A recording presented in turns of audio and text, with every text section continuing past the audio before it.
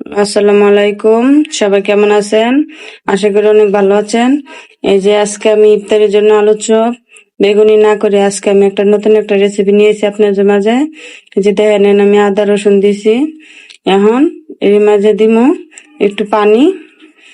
পানি দেওয়ার আগে একটু দিয়ে লইছি দারচিনি এলাচি দিয়া, মানে পানি দিয়া একটু হলুদ দিমু। হলুদ দেওয়ার পরে এই যে নাড়াচাড়া করে এই যে আমি ছোলা বুট দিয়ে দিতেছি। ছোলা বুট দিয়ে নতুন একটা রেসিপি করতেছি। তো বুটটার একটু ভালো করে কষাইতেছি। কষানোর পরে এই যে দেন আমি এখানে 4-5টা কাঁচামরিচ দিয়ে দিছি, কারণ আমার বাসায় ছোট বাচ্চা আছে। তো এটা বাচ্চারা ছোট বড় সবাই খাইতে পারবো, এই কারণে আমি কাঁচামরিচটা দিছি, শুকনো মরিচটা না দিয়ে।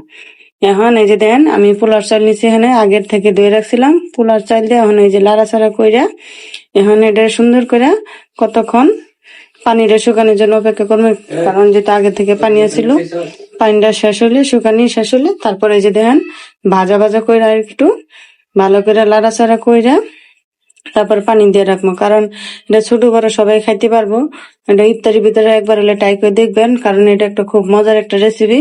এটার নাম হচ্ছে চাউল বিরিয়ানি, ঠিক আছে? তাই আপনি একবার হলে ট্রাই করে দেখবেন। এটা ইফতারির ভিতরে অনেক ভালো একটা খাবার, কারণ ঝামেলা যাদের বাচ্চা আছে তারা ঝামেলা না করতে চাইলে তো এটা অল্প সময়ের ভিতরে করে নেওয়া যায়। এই যে দেখেন আমার তৈরি হয়ে গেছে চাউল বিরিয়ানি।